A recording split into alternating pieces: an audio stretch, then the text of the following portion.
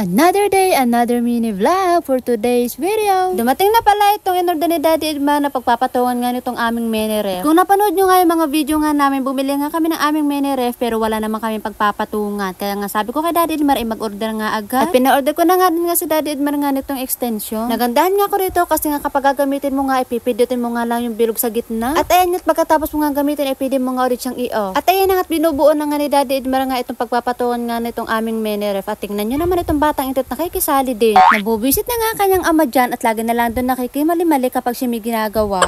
At ayun na nga tapos na nga buuin at saktong-sakto nga lang dito ang aming mini ref. At nagpatulong na nga si Daddy Edmar nga sa kanyang kapatid para nga buhatin nga itong aming mini ref at si mother naman yung naglalagay nga ng pagpapatungan nga nitong ref. Parang kalaki nga nitong aming ref at tatlo pa nga ang nag-ayos. At dahil palagi nga binubuksan ni Bibi Shamin nga itong aming ref, ay nag-order na nga ako nitong lock. Nung nag-grocery nga ako, ay binilhan ko nga siya ng kanyang mga inumin. Pero pag naubos niya na nga, ay gusto niya nga, ay kukuha nga ulit siya. Kaya talagang napa-order nga agad nga ako nitong pang-lock. Pero bago nga inilagay ni Daddy Edmar, inilagyan niya nga ng alcohol at pinunasan niya nga muna ng tissue. Para nga daw maganda yung pagkakadikit. Isa lang pala tong na-order kong pan-lock at order nga ulit nga ako ng isa't nung ko naman nga ilalagay sa may freezer nga namin. Kahit nga wala siyang kukuhanin dun, ipalagi niya nga din yung binubuksan.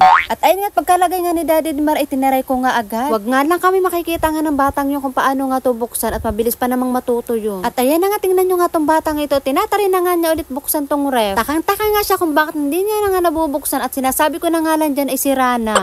At nung hindi niya nga mabuksan at ayan nga yung freezer naman ang kanyang binuksan, kaya nga sabi ko bibili pa nga ulit ako ng isang pangla. Maya-maya pa nga dumating na naman yung deliver, kala ko kung ano yung pala itong order nga ni Daddy Edmar na toys nga ni Bibi Shamin. Alam niyo bang napag-usapan na nga namin tong dalawa na sabi nga namin hindi na nga muna namin bibilhan ng toys itong si Bibi Shamin kasi nga napakadami niya na nga laruan. Pero ang ending nga ay wala din at tingnan niyo naman may pag-order pa nga ang kanyang daddy. At kahit palagi ko nga sinasabi na hindi ko na nga siya bibilhan ng toys pero kapag umaalis nga ako ay palagi din naman ako may pasalubong, hindi ko rin nga talaga matiis. At nasanay na nga din siya na kapag nga kami umaalis na kanyang daddy, lagi kami may pasalubong sa kanya. Kapag umuwi ka talaga nang walang pasalubong sa kanya, ay talaga mapapahawa ka nga talaga sa kanyang reaksyon. Kaya hindi rin talaga namin matiis nga hindi siya bilhan. Isang araw pa nga nagsidatin tong mga in-order ko, pero ito nga't bubuksan ko na din at ipapakita ko nga sa inyo. May nadaanan nga ako nagla-live sa TikTok, kaya ito nga't nakyutan nga ako dito sa bag na to, kaya naman ayat napa-order nga ako. Maganda nga itong dalahin kapag nga kasama ko nga si Bibi Shamin kasi nga lagayan na kanyang mga gamit-gamit. At dahil may ref na nga kami, inaisipan ko nga mag-order nga nito at sabi ko nga gagawa ko nga ng ice cream nga si Bibi Shamin. Dahil may blender naman dito sa bahay ay prutas nga ang ilalagay ko dito. Dahil nakyutan nga din ako dito sa mga flowers na to, ayat net na pa-order din nga ako. 16 piraso nga pala yung binili ko at pagdadalawahin ko nga yan. At syempre nag-order nga din nga ako nitong vase at dalawa nga yung in-order ko kasi pagdadalawahin ko nga silang lagay. Sa ibabaw na nga lang ng ref ko nga ilalagay itong isa at itong isa naman ay hindi ko pa nga alam kung saan ko nga ito ilalagay. Sana nga itong isa ay dito ko nga ilalagay nga sa ibabaw nga ng table namin kaso naisip ko nga ipalagay naman itong puno nga ng laruan nga ni Bibi Shamin. Kung magtatanong nga kayo kung saan ko to binili, sa TikTok ko nga to binili pati nga yung vase. At ayan na nga, at sa table ko nga muna inilagay itong isa at sabi ko ililipat ko na nga lang. At puro kagastusan na naman nga, pero okay lang niya kasi nga meron naman kami pinagkakakitaan. At kung gusto mo din nga malaman kung saan ko nga pinagkukuha itong mga pinambibiling to at ito nga panoorin mo tong video na to. So ayun guys, nagbet ako ng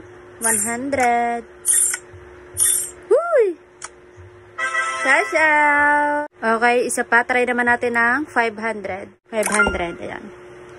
Yeah, kita-kita nyo naman kung paano manalo.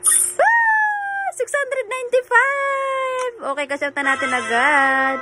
Okay, isa pa guys, isa pa. 500 yung bet ko ha.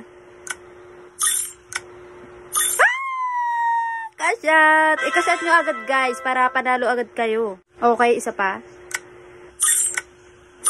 Cash out! O diba, ganun lang kadaling manalo nga dito kay Pinlaki. Kaya ano pang inaantay mo, mag-register and mag-recharge ka na. Andyan yung link namin sa comment section. Paano nga ba mag-register at mag-recharge? So, ayun nga guys, ito nga, kapag magre-register kayo, ay ilagay nyo lang yung number nyo, and then gumawa kayo ng password nyo, and then antayin nyo yung verification code nyo, and then ayan, pwede na kayong mag-login, and then ayan, sa pag-recharge naman guys, ayan, may 100 lang, pwede na kayong mag-recharge kahit 100 pesos lang, and palaguin nyo yun guys. So, ano pa inaantay mo?